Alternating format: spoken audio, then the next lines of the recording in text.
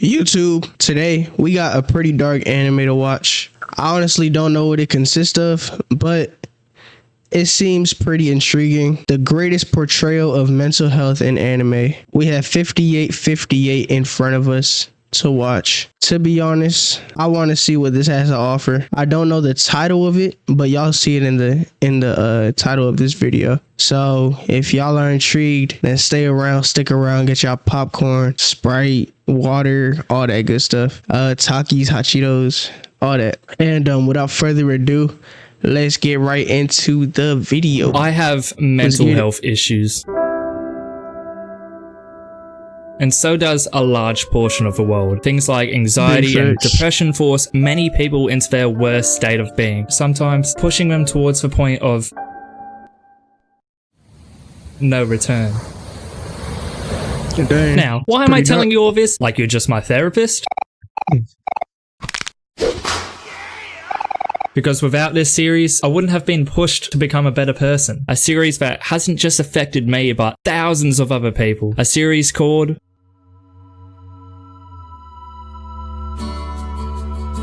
A Silent Voice. I actually have heard of this. Created by Oima Yoshitoki and adapted by Kyoto Animation, both the manga and anime tell the story of a young man attempting to redeem himself from the atrocities he committed to a deaf girl when he was younger, all while these same regrets plague him with mental illness. The series tackles a number of themes, but has personally led me to change my perspective surrounding said issues, whilst also showcasing the struggles of each character perfectly, depending on if you read or watch it. In this video, I'll be covering the anime whilst mentioning the crucial elements skipped out on in the manga. So if that's not your thing, leave. Or instead, you can sit back and relax with a box of tissues to help wipe your sorrows away. Am I gonna cry? Nah, I can't. If I cry, I give a viewer $100. Oh yeah. Dang. The film opens up. Hold on, let me lock in before I start tearing up. Y'all just saw what this anime consisted of? Hold on. The phrase, a point of the light, while showcasing a tiny, blurry circle containing two figures within it. This is a metaphor for the light at the end of a tunnel, meaning that no matter how much darkness fills your life, if you keep on improving on yourself, things will eventually get better. Yet unfortunately for our main character, it seems as if he's pretty deep into that tunnel. This is Shoya Ishida, a pretty normal 18-year-old who we see quitting his job, selling his things, and withdrawing a large amount from his bank account. Yet one early morning, we see Shoya hand off the cash to his mother before leaving the house and stopping at a bridge. And as he stares at the pristine water with a look of contempt, he stands upon the railing.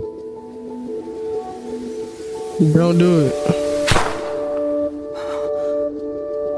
This is how far down that deep, dark tunnel Shoya has gone. So what do you think? Wait, would that even have killed him? Do y'all think that would have killed him?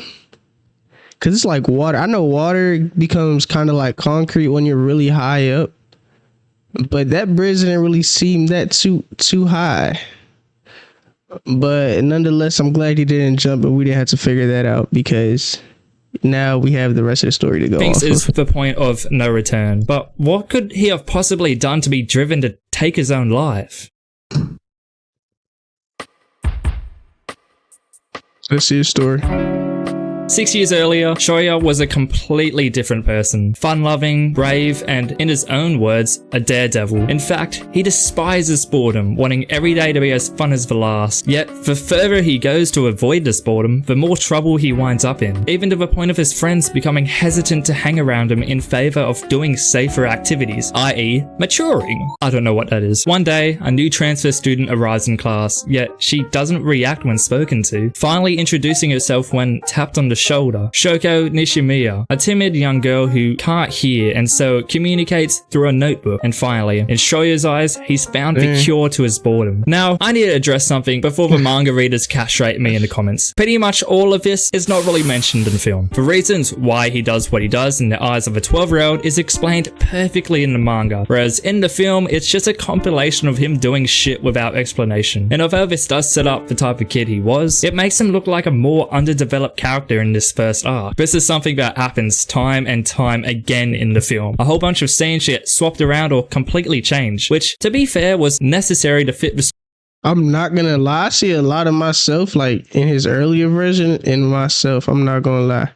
when I was young, me and my friends, we should just cause havoc. Like, and I don't even want to think of those times. I'm glad we not even in it no more. I'm glad we not doing stuff like that. But like those teachers would hate us. Like when I tell y'all, I have story time after story time. In like middle school, elementary school, we would call girls names. We would freaking, oh my goodness, I don't even, it was bad. But man, I'm intrigued. I'm definitely intrigued because I see a little of myself in this dude. Story into just a 2-hour movie. But unfortunately, that means a ton of extra content was skipped out on, crucial or not. So to combat that, I'll be explaining the story through the anime, whilst weaving in that crucial content so you can get the full experience. As time goes on, Shoya tests his boundaries of Shoko, even to the point of his teacher telling him off, labeling Shoko as something you just have to deal with. But despite that, Shoko still seems eager to make some friends, even though they find it hard to communicate with her. But in the minds of a bunch of 12-year-old kids, her disability quickly becomes a nuisance for them, even though she's just trying her best to be like them. All she wants to do is be friends with everyone, yet she's labeled a freak and a weirdo, especially by Shoya. This happens a lot in the real world as well. Kids are intrigued by stuff they just don't know a lot about, like disabilities. I mean, I remember being at a footy game when I was little, seeing a dude with one leg, with my brother yelling, "Hey dad, he's got one leg." Like, no shit, you little But there, we were young enough to not know better, really. But here, Shoya is actively picking on her, which soon turns into more than just mere curiosity. And I just want to say, the animation looks beautiful throughout the entire film, being able to set an emotion just through visuals on their own. Through the delays in class, her unusual voice, and the time it takes her to tell things lead to everyone, even the teacher a bit, getting fed up with her. Apart from one student, Miyoko, who volunteers to help her out by learning sign language. But because of this, she's bullied herself by the girls in the class, causing her to leave school entirely. This all leads to not just showing— That ain't right. That ain't right. No, did I just skip forward? Oh my goodness, bro. No.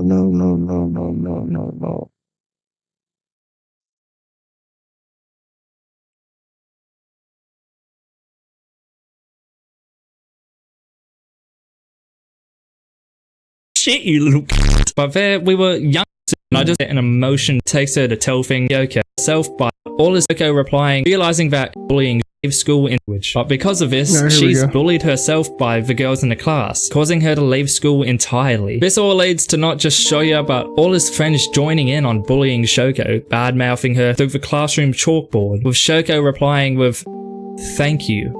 Just doing anything she can to be friends with him. Realizing that she could be the ultimate cure to his boredom, he compares her to how he messes with various animals, as the bullying from everyone gets worse and worse and worse, until when even his friends know he's fucked up, the teacher has a word with him, saying whatever.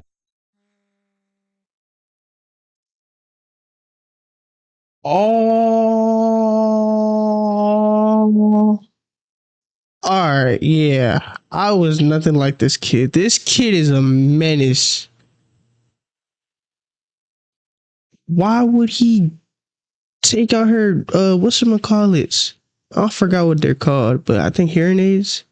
And then she started bleeding. Oh, that ain't right. What happened? It was your responsibility. Don't embarrass me. Though, well, I do understand how you feel. This is another part kind of brushed over in the anime. The teacher is just a massive That afternoon, Shoya and his mates run into Shoko. No. Yet, instead of being pissed or upset, all she writes is, "I'm sorry." Wanting some reaction out of her, Shoya steals her notebook, yet is quickly taken aback when she grabs his hand in desperation for some sort of connection with him, as she once again signs to him, asking to be friends. Yet that doesn't faze him, throwing her book in the pond and laughing at her as she tries to retrieve it. But in a complete turn of events, we'll see you tomorrow, Shoya. Later. Shoya suffers a similar fate. One day, the principal makes an announcement stating how Shoko's mum thinks she's being bullied at school, with 8 of Shoko's hearing aids suddenly disappearing, the damages amounting to 1.7 million yen. As all these emotions run through Shoya's head, his teacher confronts him. We all know that it's you. I told you to stand up! Yes, sir. With each of Shoya's friends defending themselves and pushing all the blame onto him. Yet as he confronts each of them, everything comes crashing down. I would never do anything like that. How could you? How could you say something like that? It's clear now that no one is on Shoya's side anymore, now that the damage has been realized, resulting in the bullying being turned onto him. The manga being a little more extreme with it, with even his shoes being stolen in the same way Shoko's hearing aids went missing, with his teacher again blaming all of this on him, saying that what happens is your responsibility. This sense of judgment being seen in everyone who turned on him, with Shoya only realizing his mistakes as Shoko's mum rips out his mum's earring, just like how he did to Shoko's hearing aids. This is No, this dude is good at telling the story. This dude is great at telling the story. karma Nah, at nah. its most extreme. And despite the fact that everyone either joined in or were bystanders to the bullying, Shoya was forced to shoulder the blame just to save their own asses. This all leads to Shoya developing a deep hatred As it for is his Shoko, fault. with it reaching a climax as It's literally his fault. Why would he take out her hearing aids? And I don't know how much 1.7 million yen is, but that sounds like a lot of money. And why would did he throw them away? Why would he throw them away? Like, he give them back sees to her cleaning his desk. Dude, The it's two begin stupid. fighting, Shoya revealing his hatred while Shoko Wait, says, what? I'm doing the best I can. As much as I hate English dubs in anime, the voice acting for Shoko is fucking fantastic here, being voiced by an actual deaf person. By the way, the Japanese voice actor isn't deaf, which, despite how real it sounds, is a little fucked up depending on how you view depictions of disabilities. As it's announced that Shoko has transferred schools, Shoya realizes why she was cleaning his desk.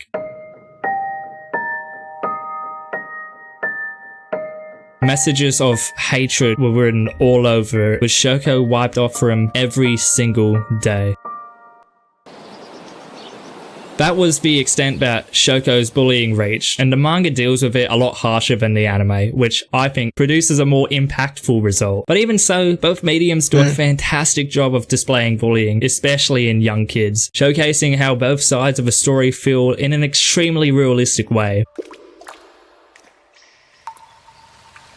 Jumping to the present day, we see Shoya anxiously enter a sign language class before turning around to see Shoko. Yet, as he says hello, it's clear that she remembers him, as a mix of emotions swarm her, the manga clarifying her hatred for him as she runs away. And even Shoya expected this to happen. I mean, he was the reason for her suffering way back when. But even so, her kind nature stops her from running. After seeing him eat shit, asking Shoya why. He then proceeds to pull out her notebook. This Wait, so how old are they now? How old are they? They look like they're in high school. But dang, wait, they saw each other again. So the thing happened when he was 18, as we saw in the beginning. And now he probably is like in high school. We'll same keep it at notebook that. from elementary school, as he signs to her, wanting to apologize. Surprised at the fact that he even knows sign language, they continue so he talking. changed. Yet as they continue, it's clear that Shoya I think despises maybe, what he I did don't to know. her back then, especially evident in Yeah. the manga, saying how he hates himself and isn't a good person, being such scum that not even he has a right to die. Yet as he reveals his desire to change and finally understand her, What did I just say? he becomes flustered, but as he looks towards Shoko once again, he no longer wants to just apologize and disappear like before, but instead, I wanted to ask if we could be friends. Would that be okay? Hey, W. this is where we see an instance of the anime skipping out on some of the manga, differing the timeline of the two mediums pretty drastically, as we actually see Shoya and Shoko feeding the fish at the nearby bridge, something she does every single Tuesday. But as Shoya struggles to speak with her, Shoko's mother Yeiko snatches her away, chucking her old notebook into the river. What? Wait, so now the mom is bullying her? Snatches her away, nah. chucking Let's go. Why do you have this? her old notebook What do you mean? Let her have the daggone notebook. Stop. Why does somebody always have to bully Into this the girl? river.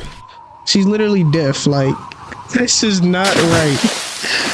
This is not And as she correct. chases after it, Shoya follows. Thankfully, all is well and Shoko's mum walks her Sploosh. away. As Shoya screams out, "I really regret what I did back then." But as silence falls, he's met with a deserved slap by Yaeko as he then walks home, still think that's unsure if enough. he's even deserving of Shoko's friendship.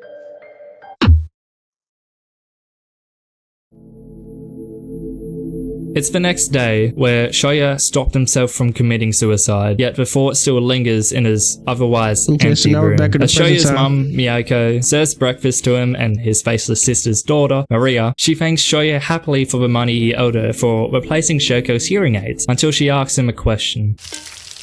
Why would you want to kill yourself? But he's not even given a chance to gather his thoughts, as I knew something was going on with you! Miyako confronts him about everything. His oddly clean room, all of his stuff missing, that ominous calendar. Shoya has no way of denying it. And so she says she'll torch for money if he dies. All of that money he owes will just go to waste. All of the suffering he caused others will just amount to nothing. Shoya begs and begs her to stop, saying how he's not going to do it, swearing on it. Yet the money burns on accident. All is well either way. After all, who wants to spend money you saved up in order to die anyways? It's clear that the reason for Shoya's suicidal thoughts was his regret and guilt, as well as his social isolation. His former friends spreading rumors about him, starting in middle school, with Shoya seeing this as This all goes back to the principle. Whatever goes around comes around. Yeah. This digs deep on that. Deeper than it usually does, but just know that principle goes from these types of situations to the smallest things in life. Whatever goes around comes around. Cause man, way back when I was in middle school, what I did, like, it always came back around. I always found myself kind of in this kid's position where it was like where my friends at, or like not even where my friends at. I don't really have an example, but you know what I mean. Like, it always came back around at the same extent of what I did, if not more. And this kid is going through it by his actions. Like, it's just something everybody should keep on their some minds. sort of divine punishment, not deserving any friends. And with this, Shoya has developed some extreme social anxiety shown through the X.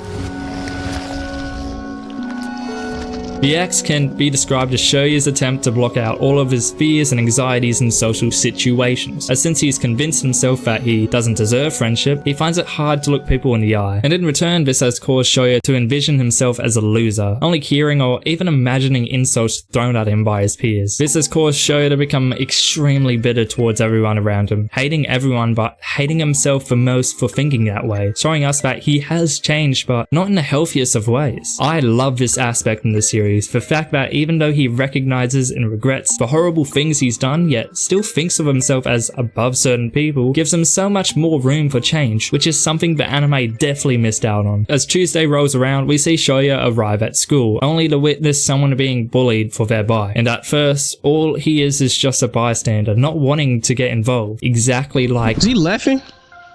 how No his way. friends were before. And so he intervenes, wanting to change something about himself. If not for himself, then for Shoko at least. Yet now, he doesn't have a bike.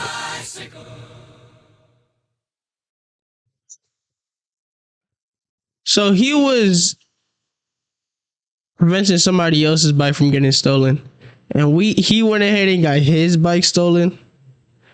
That might be the sweetest thing. No, how you gonna stop somebody? Bro. Let's see. And so, still not being sure if he has a right to, he takes it as a sign to not see Shoko Whatever at the goes pond around comes again. around. I mean, it's Japan. There's definitely some way to travel there, until he stumbles upon a free bread flyer. Great, now he can feed the fishies with Shoko. Except once he arrives there, he's instead greeted with what looks like a young boy. And as he nervously asks to see Shoko, they ask, I mean, are you actually a friend of hers? Thought so. This then gets Shoya thinking, what is a friend anyway? When can you exactly call someone a friend? When does it start? What the? Found him! Hey, you! Over here! Look, check it out! This is where, wait, Does he have jiggle physics? Oh, well that must make it etchy. How could I recommend this to non-anime fans now? Just from wanting to change and acting upon it, Shoya was able to get his bike back, resulting in a new connection. Tomohiro, someone in the same lonesome boat as Shoya. With this, their initially one-sided friendship starts to bloom, riding their bikes together and even hanging out after school. But even so, just the meaning of friendship troubles Shoya, and so he asks Tomohiro, responding with, I think friendship is something deeper than words or logic. Shoya believes he doesn't have the right to speak to Shoko, but sometimes there is no right or wrong towards friendship. It's something that just is. Yet, even with his slight spark and confidence, She's not here. he's shut down once again when he tries to see Shoko. As the same boy from before says, if you're here just to satisfy yourself, you should leave. Listen, boy, what's your problem? But this doesn't stop Tomohiro from attempting to help out Shoya, his overly protective nature causing a scene, tempting Shoya to run away. Yet he's soon followed by Shoko. I'm wondering what turned him from that kid before to this type of. Oh, it was. I'm tweaking. All right, let's get right back into it, because Being at the bridge, the I wasn't conversation even is thinking. overseen That's by the funny. boy and Tomohiro. Shoya says how he wasn't sure if he had the right to see This her when he after lost the his way friends he and treated stuff. her Yeah, way I know. back when, and that he couldn't figure out whether they were friends or not. And much to the boy's disappointment, she was thinking the same thing. I mean, would you be so open to bringing your previous tormentor into your life? The next day, he's kicked off his bike by the same boy from before, Yuzuru, as he Yo. declares Shoko to be his girlfriend. And believing this, Shoya just apologizes and rides off, reluctantly accepting it. Things only get worse as he arrives at school with all eyes on him, as he finds out about a picture showing him jumping off that bridge from before, resulting in a suspension. Yet, despite his ban from leaving his What? house, he's what? He got suspended for he arrives attempting at to school commit. with all eyes on him, as he finds out about a picture showing What is it?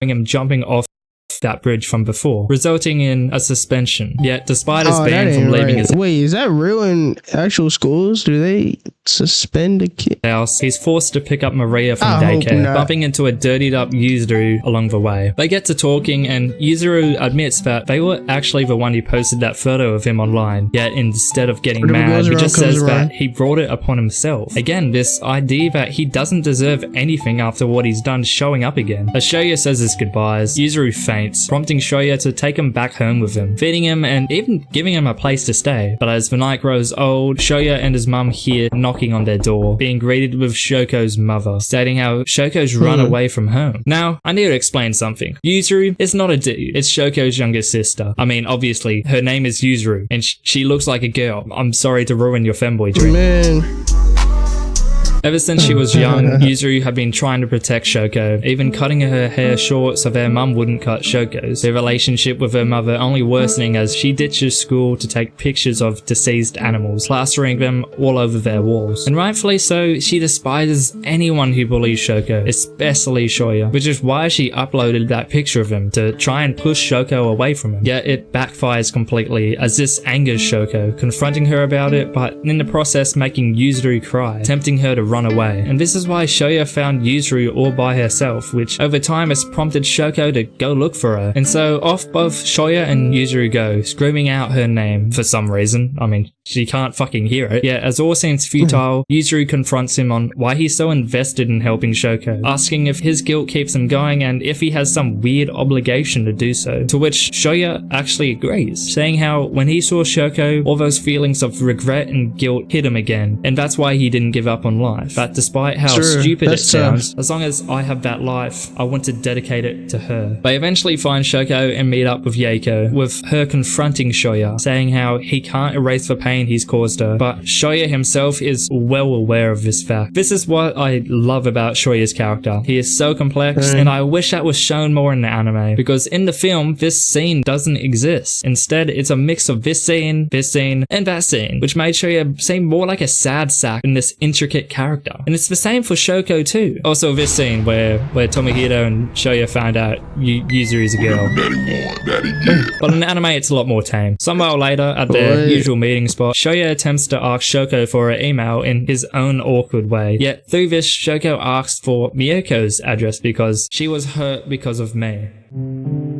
Back then, even Shoko knew Miyako got bad-mouthed because of her, yet Shoya just assumed she couldn't understand why she left because of her disability. But now that he's aware of this, he plans to track down Miyako, with the only person who might know being Miki, the same girl from 6th grade who was just a bystander to Shoko and even Shoya's bullying. Yet not even she has Miyako's contacts, but an old friend told her that she was attending the same academy. And so they have their answer, with Shoko and Shoya setting off to find her. Again, just look how beautifully animated the scene is, with the light shining down, showing the hope that is starting to emerge as they arrive at their destination. Thankfully, it doesn't take long to find Miyako, stumbling into her on an escalator. As they get to talking, it's clear that Miyako deeply regrets just kind of disappearing on Shoko, something Shoya sees as his fault. And so, seeing their smiles, he stumbles away, and this is where, once again, the manga and the anime take two completely different paths. Am I tweaking, or do I not know who that black girl, black hair girl is? Maybe he just described her, but I know this is a deaf girl. This is the main character. We'll figure out. Away, and this is where, once again, the manga and the anime take two completely different paths. In the manga, they don't find her. They're all boohoo. Shoya finds her the next day, brings the two together, then eventually he, Tomohiro, Miyako, and Shoko hang out and do oh so much fun stuff. Oh, and did I mention a crucial side plot where Tomohiro wants to make a movie, and that it brings the characters together and adds so much to them all? I wanted to watch him masturbate. Yeah. I peeped in his bedroom at night. Okay. Although all this isn't necessary to the main plot, all this cut content adds to the growth of every character. There's also another scene where Shoko asks Shoya if he wants to see anyone from elementary school, sparking him to remember all the pain inflicted onto him by his old friends. Yet as she pushes on, Shoya snaps, showing us that he's still got a lot to do in order to be freed from his regret. Switching back to the movie, we see Shoya's left for a war, where he bumps into... Who's that? Naoka, the same old friend Miki mentioned earlier from elementary school, who, just like the others, was just a bystander or even contributed to the bullying of Shoko, Shoya, and even Miyako. But at the same time, she was also one of Shoya's closest friends, sharing a bond he didn't have with any other girl. With Shoya dazed and confused, she hands him a coupon for a cafe? Okay. And yes, unfortunately, she's not actually a furry. Yeah, she's And so Shoya thinks back to that question he asked Shoko. Is there anyone you want to see? Maybe Naoka's changed in the same way Shoya has. Maybe she could even be friends with Shoko now. And so both Tomohiro and Shoya go to the cat cafe. Yet Naoka's nowhere to be seen, hiding from the two, surprised that Shoya even came. So they just head off, but not before grabbing a little cat pouch for Shoko. Yet handing it off to Yuzuru. That night we see Shoko in a state of despair.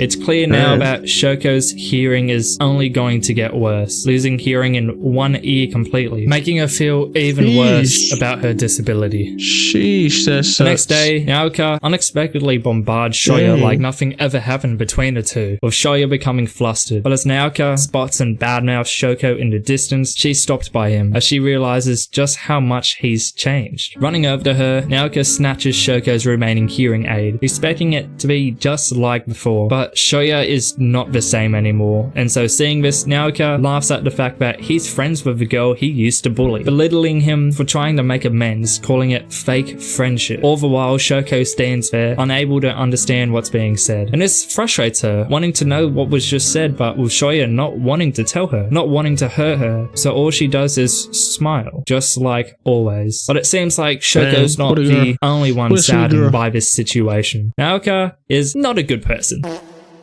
In fact, just with one look, you can tell that she's probably the meanest in the entire series. Like, she even believes the whole reason Shoya was ostracized was because of Shoko, saying how she stole the time taken from them. But, although fucked up, she does have at least some reasoning for the things that she does. Unlike Miki. Some while later, after being told by Yuzuru to meet at the bridge with some bread, he's instead surprised to see Shoko wearing her hair up in a ponytail, exposing her remaining hearing aid, doing so to gain some more confidence in herself. Yet this confidence is only short-lived, as Shoya is taken aback when she tries her hand at speaking, not being able to understand her properly as she talks. This is when she asks him, Is my voice weird? Yeah. It's clear that in no way did he mean to hurt her here. It's just something he's not used to hearing. Does that make his answer any better? No. He's a fucking idiot, but it's not like just because he's changed means he'll immediately understand everything about Shoko. All he can do is try. As he awkwardly rides away, he's quickly stopped by Shoko, handing him a gift, yet he's puzzled as to what they even are. But before he can figure it out, an anxious Shoko stands idle, wanting to say something.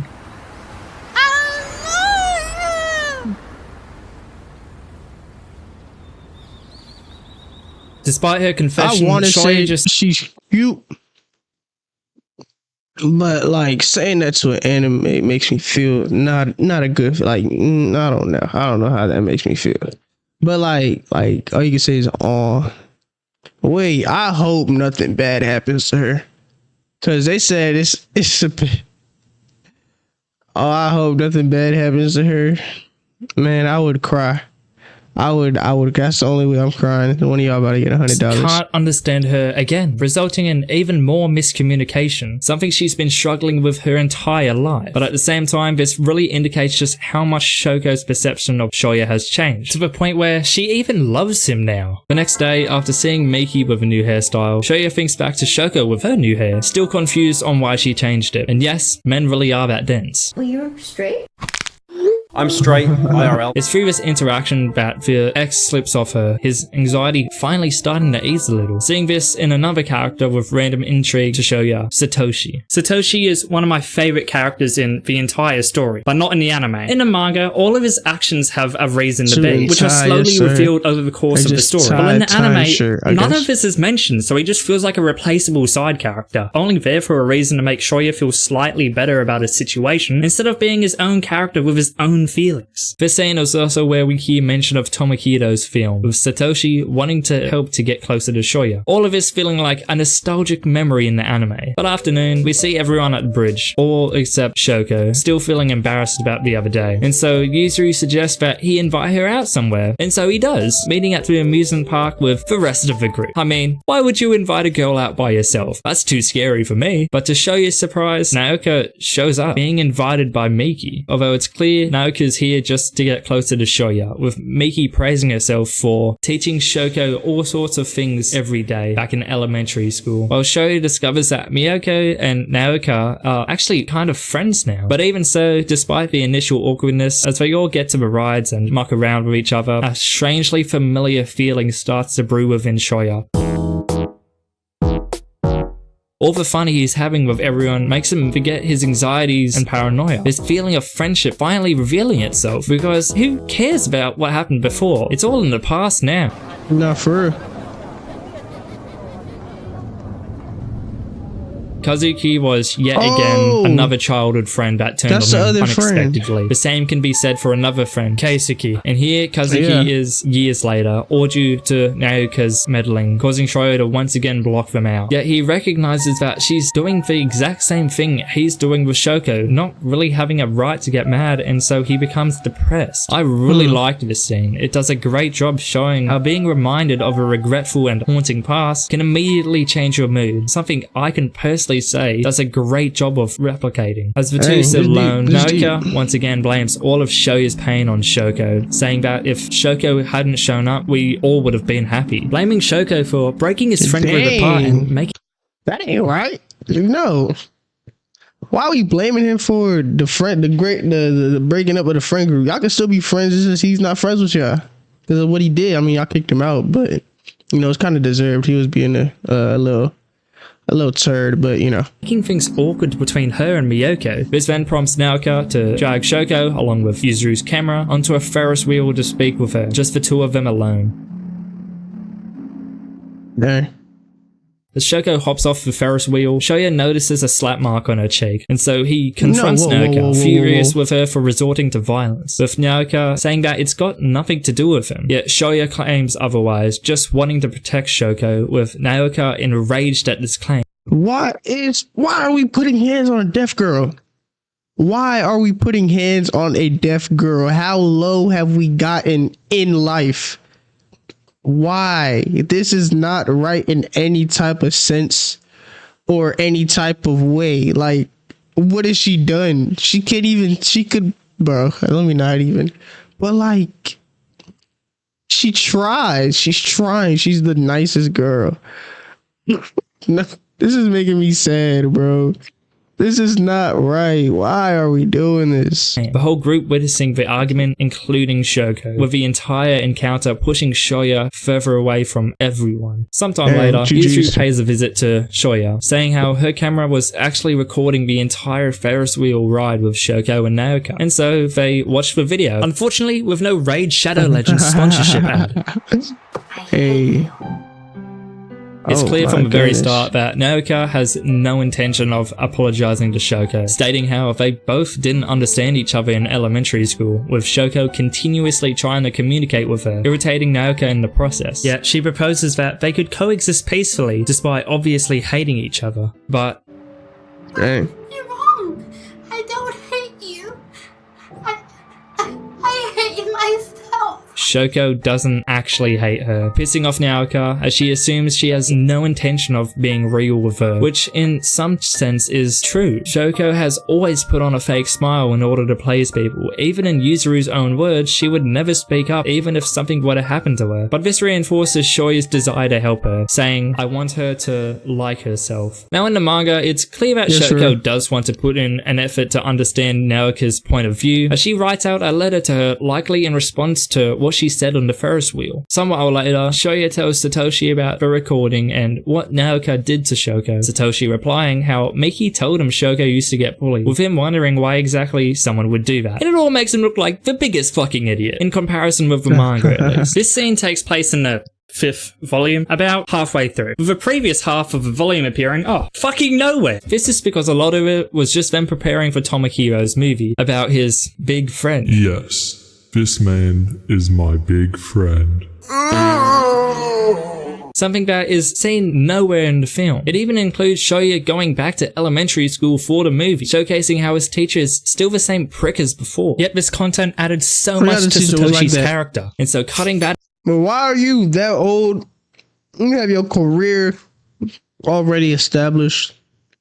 You're a teacher making maybe $30,000 to $40,000. That's US money. I don't know about yen. And you here bullying a little girl. That's got to be the lowest of the low. That out just leaves him soulless. You see, Satoshi himself was bullied when he was younger, now not being able to stand seeing or even hearing bullying, even throwing water on Shoya's old teacher when he was being antagonizing to him. This leads us up to the same scene, yet here we see Satoshi questioning Shoya about Shoko's bullying even more, which in return makes Shoya even more paranoid about him finding out about what he's done in the past. But in the anime, he's just like, Shoko has bad hearing. Maybe that's why she gets bullied. Like, no fucking shit, you dumb cunt. Letting his paranoia get the best of him, Shoya asks Miki if she's told anyone about the old him, prompting her to loudly detest this, making sure everyone can hear their conversation. As if she's above him, she questions if he's really changed, saying how he's the same awful person he once was. And as Tomohiro and Satoshi come over, she breaks the truth to them, saying how Shoya was the one behind all of Shoko's bullying. With all ears on them, Miki detests the fact that she badmouthed Shoko as well, trying to retain her good girl act, as she claims that she tried to stop him but Shoya never listened, all of this being a lie. And so, sick to his stomach, Shoya runs away, his thoughts getting the best of him, wishing he could go someplace where there isn't a single soul who knows me. Do you see now why I hate Miki so fucking much? Her entire spiel was just a way to make her seem like the victim, whether she was she messy. What did she gain out of that? Like, she went ahead and just blurted out to the whole class something that this kid did when he was like 12 years old. They're like 18 years old now. Like, what type of, oh my goodness, this environment is so toxic. He knew it or not, she wasn't thinking about Shoko at all. She puts on the same... so ill intent in this, like, can we have a nice person self-victimizing act the entire story, or to seem like a good person in the eyes of her peers. Later on, she even compares the same bullying Miyako and Shoko went through to when Shoya confronted her in elementary school. What? You got bullied for being deaf in school? Well, he said I was mean, so I kind of understand how you feel. Heading to the bridge, Shoya meets up with Miyako, Yuzuru, and Shoko just like any other Tuesday, still on edge about the earlier confrontation. Yet, to his surprise, everyone everyone else arrives at the bridge shortly after. Here we see Miki give a half-assed apology, only really doing so because that's what Satoshi told her to do, knowing now about Shoya's regret for what he did. Yet Miki still lectures Shoya, saying how he's the one who started it, with Naoka immediately calling her out for this, knowing that they both badmouthed Shoko and did nothing to stop the bullying. Through this, we see Miki's persona slide off again, calling Tomohiro dirty as he tries to calm her down. Damn! What the fuck did he do? But the arguments are then cut off by Shoya, blaming himself for all of this to happen as he points out everyone's flaws. Naoka, you're not much different from Miki. Gunk is still Gunk. Stop pretending you care, Miyoko. We all know how quick you are to run. Miki, you disgust me from the very bottom of my heart. Tomohiro, stop saying you're on my side when you barely know me.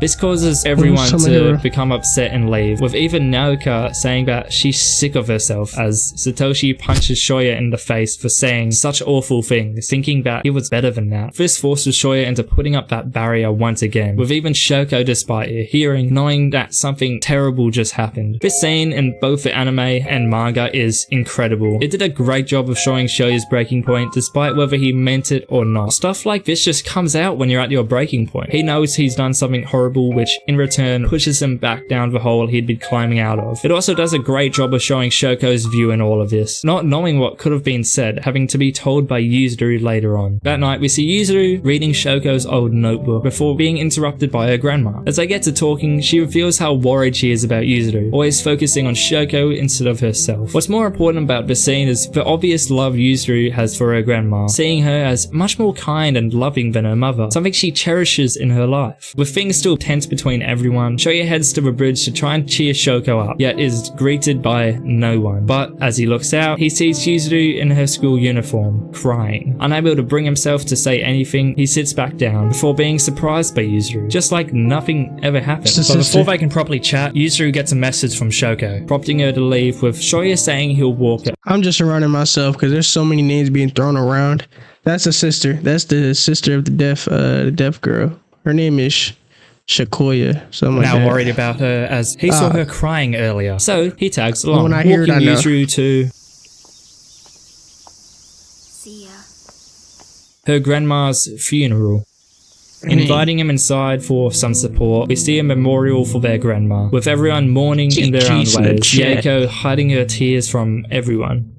Later on, Yuzuru finds a letter written to her by her grandma before she passed away, in which she tries to paint their mother in a brighter light, saying how she may come off as cold, but in reality, she was just thinking of things in her own way, wanting Shoko to get stronger on her own, but applying it to herself as well. The letter reading, so even today, she's probably fighting back her tears, the same way you hid your tears earlier, Yuzu. Not being able to stand being compared to her, Yuzuru scrunches the letter up and storms off, as her mother walks right by her. But Yako isn't actually a bad person.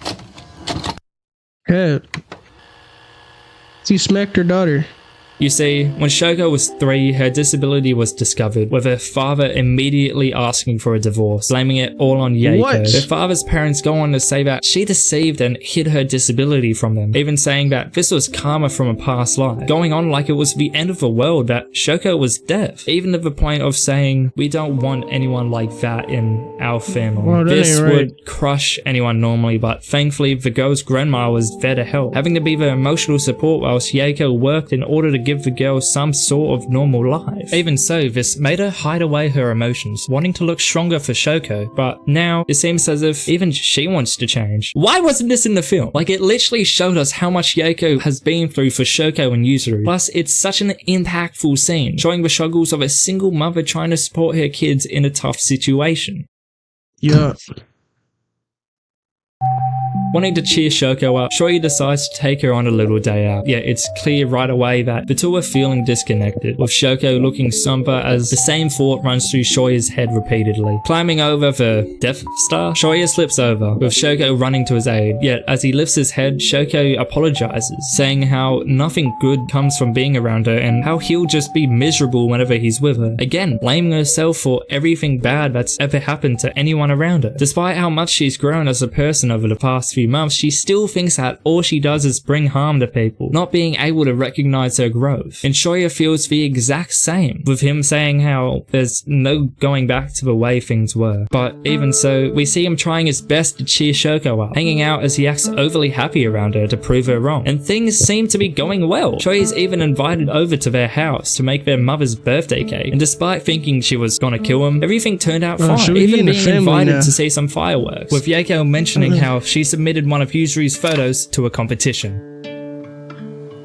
At said fireworks, we see the group cheerfully hanging out, but as they stop, Shoya and Shoko are left alone, talking as if everything's alright, with Shoya just happy to see her smiling. Yet as the fireworks start up again, Shoko leaves, saying how she needs to go study, with the other two returning shortly after, as Yuzuru gets Shoya to grab her camera. And so, off he goes, walking down the street, climbing up the stairs, and making it to their apartment. But as he finds Yuzuru's camera, he notices Shoko on their balcony, and as he gets closer, she stands up upon the railing. No!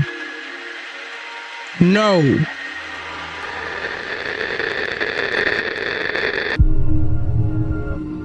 As Shoya realizes what's happening, racing towards her, screaming out her name in desperation.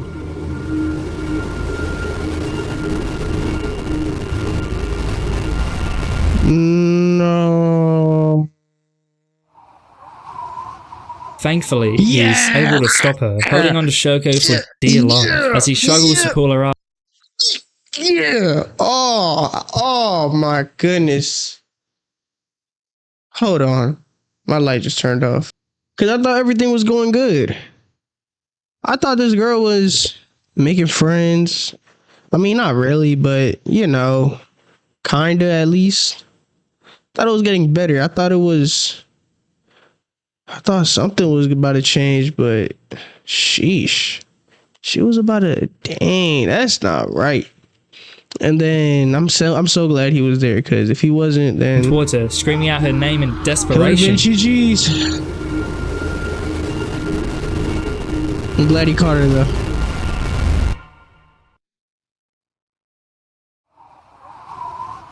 Thankfully, he's able to stop her. By the way, that's not realistic. They do that a lot in movies. That is the slightest chance of that person. Like it goes like that. It goes in a split second. Putting on to Shoko for dear life. As he struggles to pull her up, Shoya prays to God, saying, "Grant me just one more ounce of strength. I won't run from the bad stuff. Starting tomorrow, I'll look everyone in the face. Starting tomorrow, I'll listen to everyone's voices. Starting tomorrow, I'll do things right. If I'm not even allowed to have that tomorrow, take me instead. That's probably today."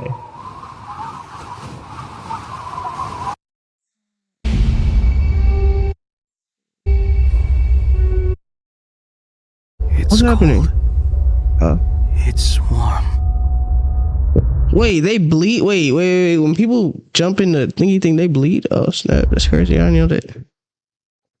It's been 2 days since Shoya fell. The impact from before knocked him out, being saved by a random passerby, yet he still hasn't even opened his eyes. As Yuzuru spots Miyako at the hospital, the two get to talking, but are quickly interrupted by Yaeko. Expecting some sort of confrontation, Miyako is taken aback when Yaeko gets on her knees and apologizes, with Yuzuru following, telling her about what actually happened that night. And outside, things aren't much better.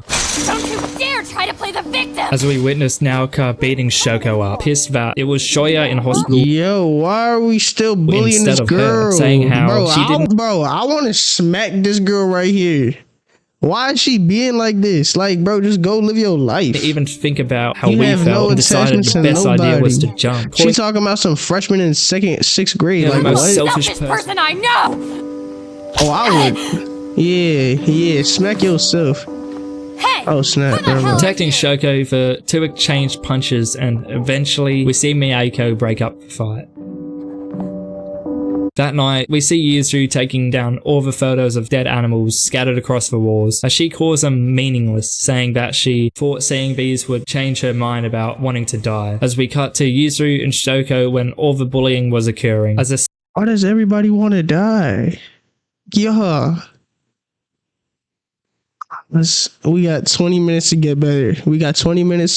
Everyone. Come on. Into short Shoko Come on, let's go to therapy. Want to die. Something. For the entire story, especially in elementary school, Shoko has retained the smile she puts on to avoid annoying her peers, so it really felt like a shock when I read those 4 words, putting into perspective even more how much the bullying had affected Shoko. The next day, as she takes out her photos, Yuzuru sees Shoko, now more determined than ever to change her ways. As we switch to the hospital, where we see Tomohiro witness Naoka shutting Shoko out of Shoya's room. Unable to open the door, the two go sit down somewhere, with Shoko saying how she's destroyed what Shoya worked hard to create, thinking back to what happened on the bridge. Comforting her, Tomohiro says that Shoya was kind of— Wait, we're breaking her down again. To go sit down somewhere, with Shoko saying how she's destroyed what Shoya worked hard to— Oh, she's saying that to herself. Thinking back to what happened on the bridge. Comforting her, Tomohiro says that Shoya was kind enough to accept someone like him, and how he now knows what it's like to have a true friend. With Shoko responding with, "I want to restore what I destroyed." This is where the manga strays heavily away from the anime again, giving certain characters some more backstory as they try to deal with all this chaos. None of this being seen in the anime, of course. It showed us Mieko's desire to not run away from her problems anymore and to face them head on. It showed us just how much Shitoshi's bullying had affected him, wanting to be friends with Shoya to help normalize his obsessions with getting back at his tormentors. It showed us why Naoka likes Shoya so much and how she believes Shoko was trying to take him away from her. It showed us Miki being a bitch, being shit-talked by her classmates for wanting to make 1,000 paper cranes for Shoya. Not sure why paper cranes, but alright. But even scenes like where Miyako met Shoko for the first time, being unable to bring herself to say anything to her really. This very impactful scene being replaced by Shoko crying at her feet, which isn't necessarily bad either. As time goes on, co-producer is going to give you unique sounds that fits your track in seconds. First, let it listen. An ad is outrageous. We see Shoko trying to make things right between her and Naoka, wanting to understand her point of view. Then we return to that fateful night. Shoko running down the stairs, coming face to face with Shoya's savers, Kazuki and Keisuke, confused as we actually see what Shoko hears in her frantic state. Then we switch to a life in which Shoko wasn't bullied, one where she can hear and one where she's friends with everyone, but unfortunately it doesn't last long, as Shoya's words appear, speaking to Shoko directly. Nishimiya, I found you. How are you doing? You know, this is kind of weird, huh? I wanted to die. Oh, Tuesday will be over soon. Later, Nishimiya.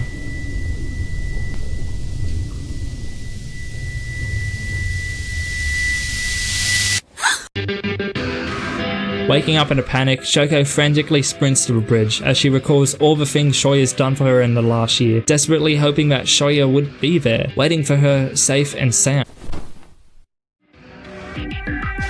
In a state of confusion, not knowing whether Shoko was safe or not, Shoya leaves the hospital and heads straight for the bridge, only to see nothing. That is until he grips the railing as the two catch each other's eyes.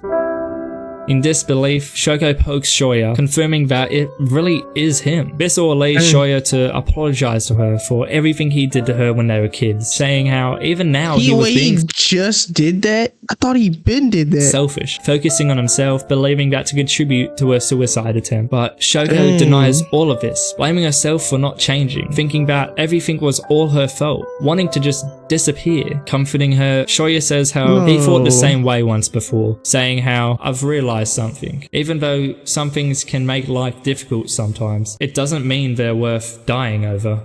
As he asks her to help teach him how to live, as he puts her hands into the sign for friendship, as Shoko promises to help him with that.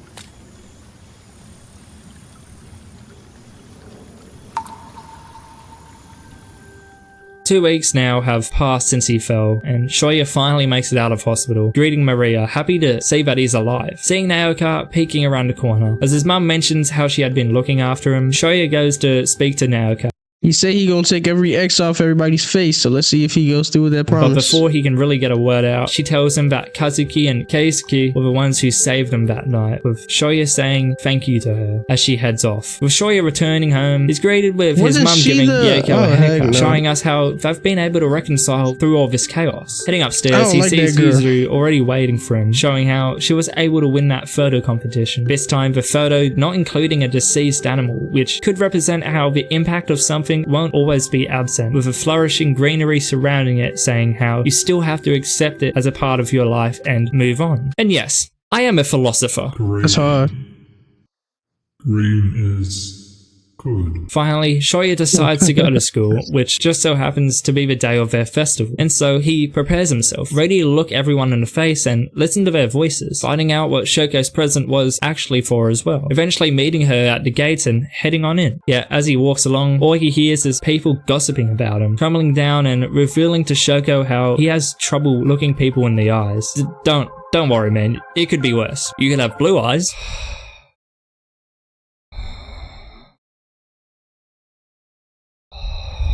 So Shoko pulls him to his class, but as he opens the door, Shoya's back at school. Are you okay now? he freaks out, heading to the bathroom in a panic. Are you okay now is crazy. As he has a panic attack, Tomohiro greets him at the door, but as he opens it, Shoya just can't look him in the eye, too guilty about what happened at the bridge. But in Tomohiro's eyes, he's just happy to see his best friend again. You all know what this looks like. Helping Shoya out of the bathroom, both of them bump into the rest of the group, with Shoya immediately looking back at the ground. Yet as Miki pulls out the paper cranes, genuinely distraught as they weren't able to finish them all, he looks her in the eye, thankful for anything, as Satoshi apologizes to him for punching him, as he looks him too in the eye. Both Miyako and Naoka then arrive, Shoya looking at them directly as well, with Naoka even being friendly with Shoko. But then they go check out the festival. X is still covering strangers' faces as Shoya uncovers his ears, revealing all the good and bad he promised to acknowledge until finally. Here we go. The X's all come off, revealing a sea of people, that of which Shoya can finally look in the eye. And looking around, he embraces everything and everyone around him. As he cries tears of joy, he reflects on all the people who have had some sort of impact on him. The same tunnel from the start of the film appearing again. That's hard. As he finally finds the light at the end of the tunnel.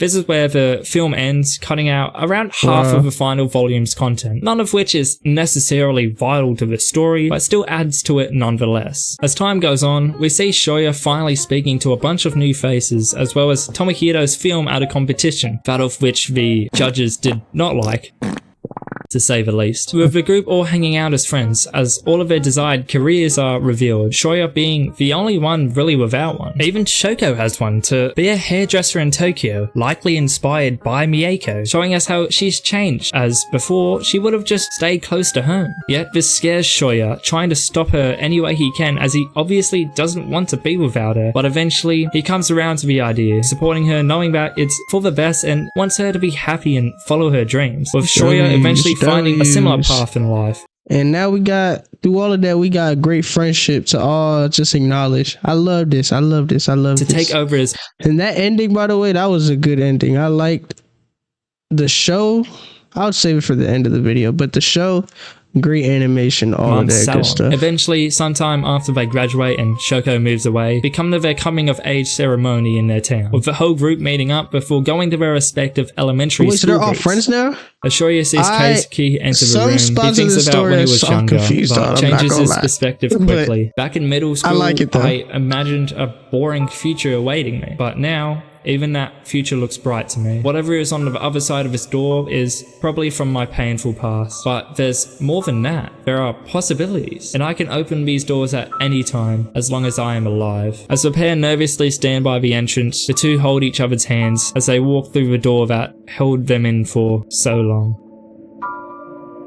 and that is the story of A Silent Rose, mostly. In this video, I covered all of the anime and the most important parts that were skipped out on in the manga. But even so, that left out so much content from the manga that just wouldn't make much sense if I tried to cover it in the anime's timeline. But in return, I also didn't want to speak about that stuff just because you could still read the manga or even watch the anime and still gain something for yourself. So, which is better, the manga or the anime? The manga. And a lot of you are probably thinking, well, why didn't you go off the manga stories then? And it's simple, really. Too much effort. And do you really want to be looking at mostly pictures of shit for an hour? No. I know you're all too lazy to do that, but despite believing that the manga is superior to the anime, I still love them both equally. That's because they capture two different vibes to the story, the anime being more somber, but the manga just feeling more realistic. They're both masterpieces in their own ways. And a lot of— Wait, so what is this, like a recap? Character is weird, but— Alright. I don't think he goes over any part of the story. I think we finished him, so these last 10 minutes I don't think have substance. But I honestly give this anime a 8 out of 10. I like the anime. It was a little confusing with all the names and everything, but with that being said, the impact of the characters, the main character especially, and the deaf girl, when she was about to, my heart dropped. My heart dropped, y'all. My heart dropped. Like, when that cover got out the way, man. But yeah, the guy, the main character, he was a good main character. I'll give him a 9 out of 10. I'll give the deaf girl, and I don't know their names, but I think Shokoya, something like that. I'll give her 9 out of 10 too.